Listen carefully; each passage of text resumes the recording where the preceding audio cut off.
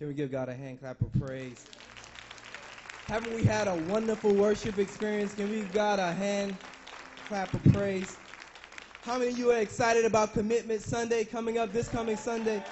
An opportunity to plant into the next generation. For our guests and those that may not know who I am, I'm Pastor Jonathan Barnes, the children and youth pastor here at New Life in Christ. And I just want to speak to you real quickly about our obligation to the generation.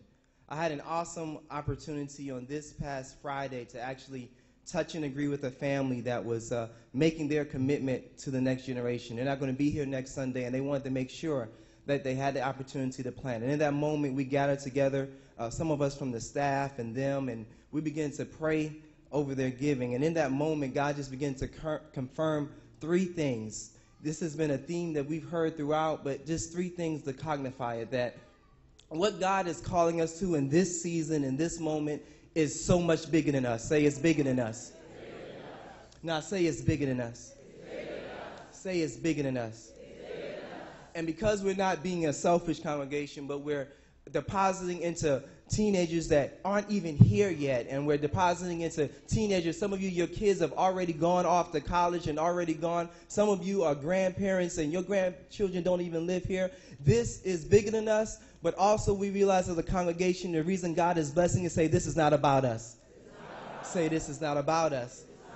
And last and finally, in that moment, as we begin to pray and we begin to lay hands and ask for God's blessing over the offering, we realize something else, that this will not happen without us.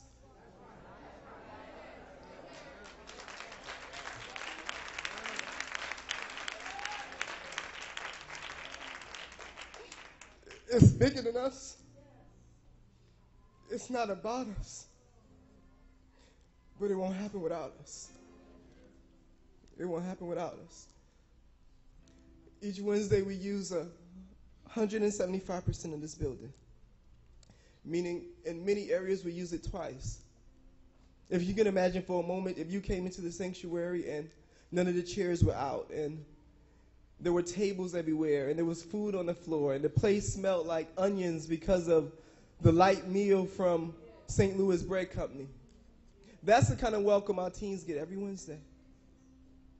And they already come with turmoil, and then they're invited into an environment at times that feels like Hell's Kitchen. What a welcome. What a welcome. This is not about brick and mortar. It's not about logistics. It's not about this or that. This is about changing lives. And there's only a couple of times in history God calls a people, God gives a man a vision, and calls a people to do something epic. To do something that's bigger than them, to do something that's not about them, to do something that will not happen without them. If there's any 5 words that I wish I could erase from my vocabulary, when teens come to me and leaders come to me and they want to do this and they want to do that and they have all these ideas that I know will impact this generation that never before, and I have to use these 5 words: when the building gets here. When the building gets here. We'll be able to do that when the building gets here. Can we come together as a church? Can we come together as a family? Can we come together as true life changers and erase those words out of our mouths, and we'll never have to say again, when the building gets here?